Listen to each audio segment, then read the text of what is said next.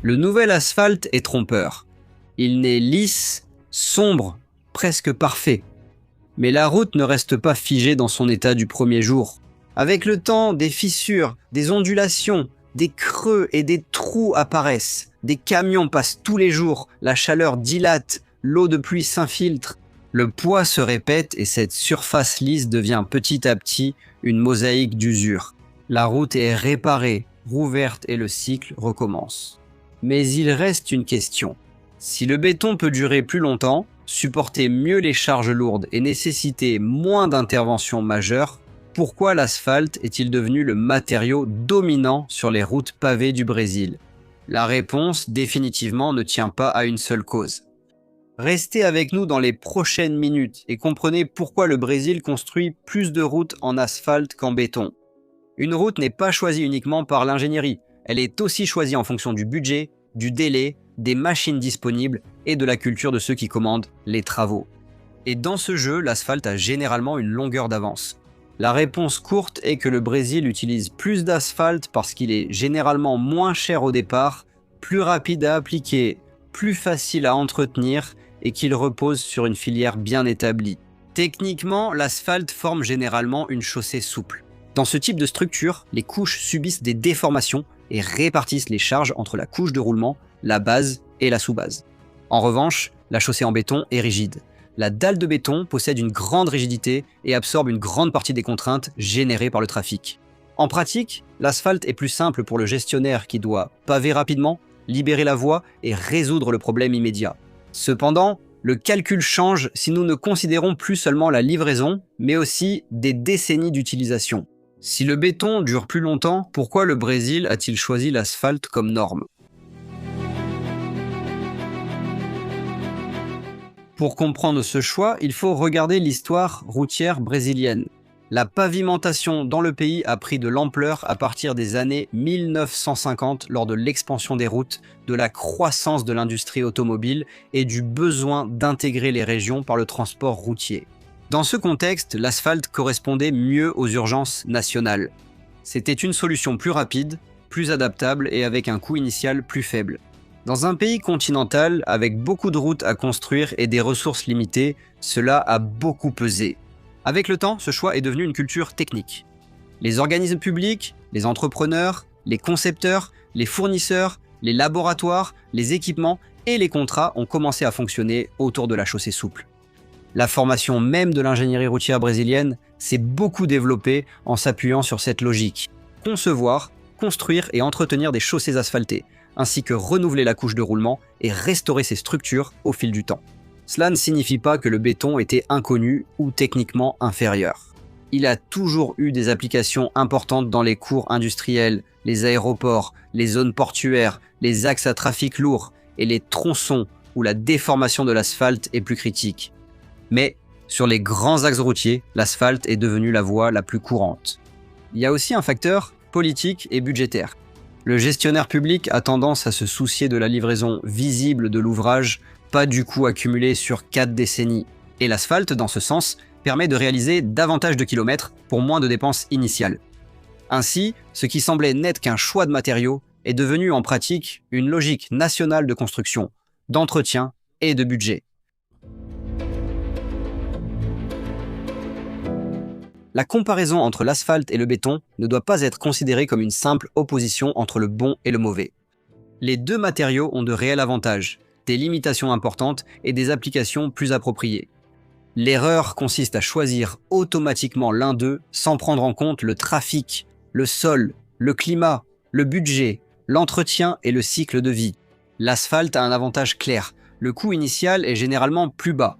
Il est aussi plus rapide à mettre en œuvre, plus facile à ouvrir à la circulation et plus simple à réparer. C'est un scénario qui explique pourquoi il est autant utilisé sur les voiries urbaines et les routes, où il faut des travaux rapides. Un autre point fort, c'est la filière déjà en place. Le Brésil a une tradition dans les centrales d'enrobage, des équipes habituées à ce type de travail, des équipements disponibles et des contrats d'entretien axés sur ce type de revêtement. Cependant, l'asphalte présente aussi des faiblesses. Il souffre de la surcharge, d'une mauvaise évacuation de l'eau, de l'infiltration d'eau, de la chaleur intense et d'un entretien retardé. Sur les axes très fréquentés par les camions, on peut voir apparaître des ornières, des déformations, des fissures et une perte de confort. Lorsque les défauts s'accumulent, la solution n'est plus seulement superficielle et nécessite un renforcement structurel ou une restauration.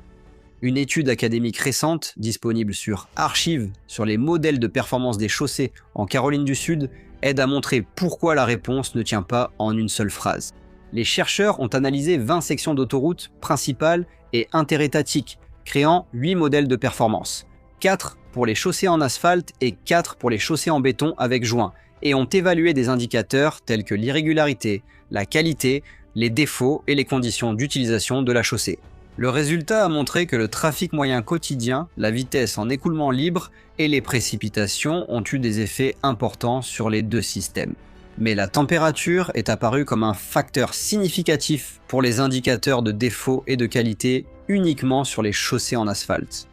En d'autres termes, la chaleur, la charge et l'eau n'affectent pas toutes les chaussées de la même manière.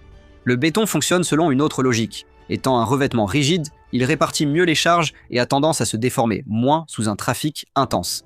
Cela le rend intéressant pour les couloirs logistiques et les tronçons où l'asphalte présente des déformations récurrentes. Le principal avantage du béton réside dans sa durabilité. Lorsqu'il est bien conçu et réalisé, il peut nécessiter moins d'interventions majeures au fil du temps. Un tel scénario n'exclut pas l'entretien. Le revêtement en béton nécessite également le contrôle des joints, le scellement, la réparation des dalles, l'évaluation structurelle et des corrections localisées. Mais la fréquence des grandes restaurations peut être beaucoup plus faible dans certaines conditions. L'inconvénient, en revanche, se situe au départ. Le béton a tendance à coûter plus cher au début. Il exige une exécution plus précise, un contrôle technologique rigoureux et une plus grande discipline sur le chantier. Des réparations mal faites peuvent entraîner de l'inconfort, des bruits ou des défauts au niveau des joints. À ce stade, une alternative majeure apparaît. Le BCR ou béton compacté au rouleau. Il utilise du ciment, des granulats et de l'eau, mais avec une faible teneur en eau, formant un mélange presque sec, semblable à de la terre humide ou à du gravier légèrement humidifié. Contrairement au béton conventionnel, le CCR n'est pas coulé avec la même fluidité. Il ne dépend pas de coffrage traditionnel et il est compacté à l'aide de rouleaux, dans un processus similaire aux opérations de terrassement. Cela rapproche le BCR de la réalité opérationnelle des routes ici au Brésil. Il peut être étalé par des équipements similaires à ceux utilisés pour le revêtement en asphalte et compacté par des machines lourdes. Lorsqu'il est bien exécuté, il offre une grande rigidité, une bonne répartition des charges et une moindre tendance aux déformations permanentes. Vraiment, le constat est clair. L'asphalte l'emporte sur le coût initial, la rapidité et la simplicité de l'entretien. Le béton prend l'avantage lorsque l'on considère la circulation intense, la durabilité, la moindre déformation et le coût sur plusieurs décennies. Par conséquent, le meilleur choix ne dépend pas seulement du matériau, mais de la bonne question. Combien cela coûte-t-il de construire, d'entretenir, d'interrompre et de reconstruire cette autoroute pendant toute sa durée de vie? Voilà le jeu. Une autoroute ne vieillit pas au rythme du calendrier. Elle vieillit sous l'effet de l'essieu du camion, de l'eau qui s'infiltre, de la chaleur qui déforme la surface et de les interventions d'entretien qu'il faut reprendre plus tôt que prévu. C'est pourquoi comparer l'asphalte et le béton exige des chiffres, pas des suppositions. Une analyse menée par des chercheurs du MIT avec des données de la Federal Rail Administration a évalué 5643 sections d'autoroutes aux États-Unis. La conclusion a estimé que des surfaces plus rigides pourraient permettre d'économiser jusqu'à 273 millions de barils de pétrole par an, éviter 46,5 millions de tonnes métriques de CO2 et réduire d'environ 15,6 milliards de dollars le coût du carburant.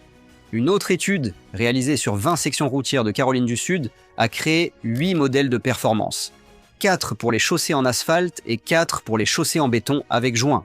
La recherche a montré que le trafic, la vitesse et les précipitations affectent les deux systèmes, mais que la température est apparue comme un facteur significatif dans les indicateurs de défaut et de qualité uniquement pour l'asphalte.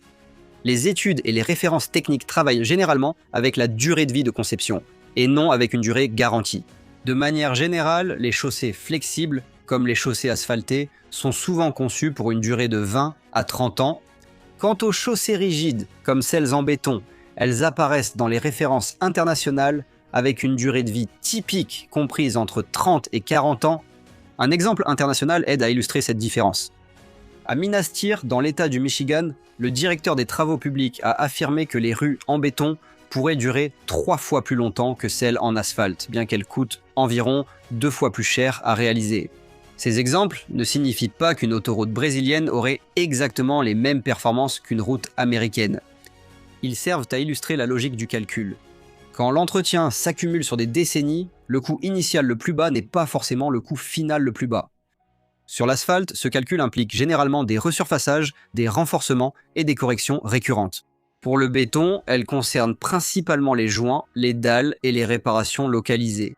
La question n'est pas seulement de savoir si le coût initial le plus bas reste avantageux après 30 ans, mais plutôt de déterminer quelle technique de béton serait la mieux adaptée au contexte brésilien.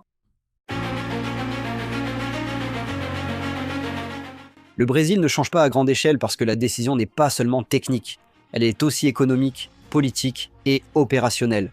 Mais peut-être que le Brésil doit commencer à se poser une question dérangeante.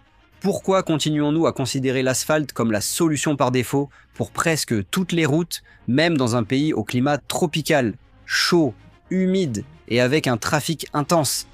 Dans de nombreuses régions du Brésil, le revêtement en asphalte fait face à une combinaison difficile, chaleur intense, forte pluie, variation de température et camions lourdement chargés qui passent tous les jours. Avec le temps, cet ensemble accélère les déformations, crée des ornières, ouvre des fissures et, finalement, transforme la chaussée en une succession de nids de poules.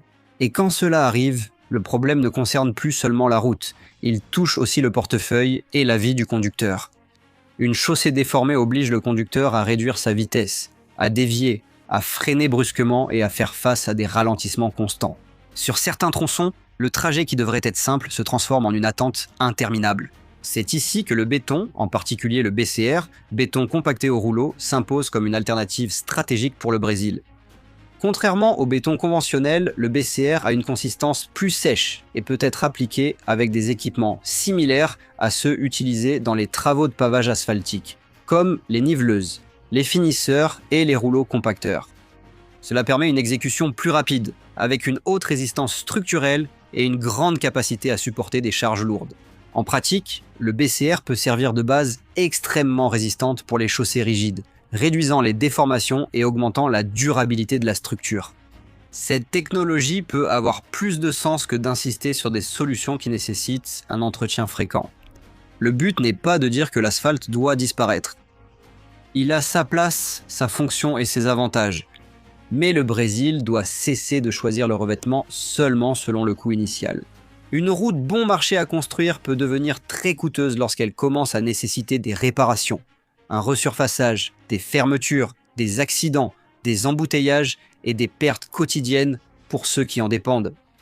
Au final, une autoroute ne doit pas être évaluée uniquement par le prix du kilomètre construit, mais par le coût qu'elle impose au pays tout au long de sa durée de vie. Et c'est peut-être justement pour cette raison que le revêtement en béton, en particulier avec le BCR, mérite plus d'attention. Parce que dans un Brésil chaud, soumis à de lourdes charges et très dépendant du transport routier, la route du futur pourrait ne pas être simplement une couche supplémentaire d'asphalte, mais une structure conçue pour résister au temps, au climat et au poids réel de l'économie brésilienne. Merci d'avoir regardé cette vidéo jusqu'ici. Sachant que le Brésil a ses précarités en matière de construction de routes, ne serait-il pas plus intéressant que les routes soient en béton plutôt qu'en asphalte ? Surtout avec la technologie BCR. Qu'en pensez-vous ? Oui ou non ? Et si oui, quelle serait aujourd'hui la route que vous pensez qui devrait être construite en béton ?